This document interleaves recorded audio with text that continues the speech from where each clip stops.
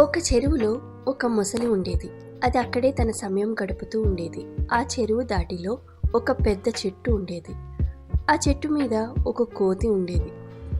ఆ చెట్టు ఒక నేరేడు చెట్టు. కోతి ఆ పండ్లను తినేది.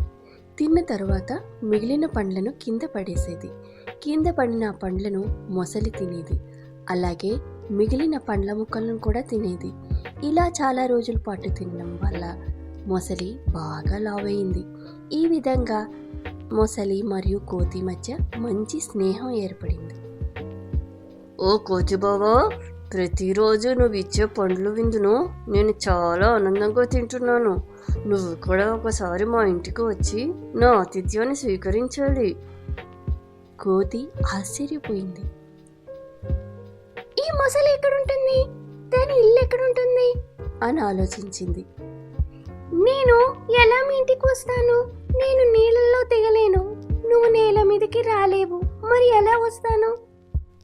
నాకు పెద్ద శరీరం ఉంది, నా మీద కూర్చో, నేను నిన్ను పడవలో తీసుకెళ్తాను. కోతి మొసలి మీద కూర్చుంది. చెరువు మరొక ఒడ్డుకు చేరుకునే సమయానికి మొసలి నిజం చెప్పింది. ఓ బావో, నా భార్య నీ గుండె తినాలని చాలా కోరిక పడుతుంది. ఆమె కోరిక నెరవేర్చడానికి నిన్ను తీసుకొచ్చాను.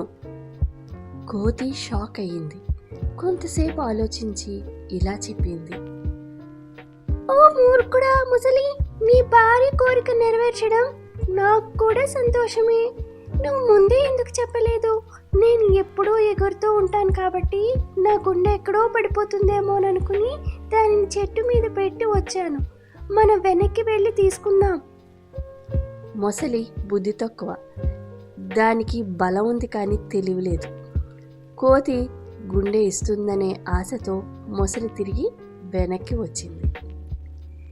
నువ్వు ఇక్కడే ఉండు, నేను వెళ్ళి నా గుండె తీసుకొస్తాను అని చెప్పి కోతి చెట్టు మీదకి ఎగిరిపోయింది. తరువాత కోతి ఇలా చెప్పింది. ఓ మూర్ఖుడా ముసలి, గుండెని తీసి ఎక్కడైనా పెట్టగలమా? నీకు అంత బుద్ధి లేదా? ఇలాంటి వాళ్ళతో స్నేహం ఎందుకు చేయాలి? తెలివి లేని వారితో స్నేహం చేయకూడదు. స్నేహం ఎప్పుడూ తెలివైన వారితోనే ఉండాలి.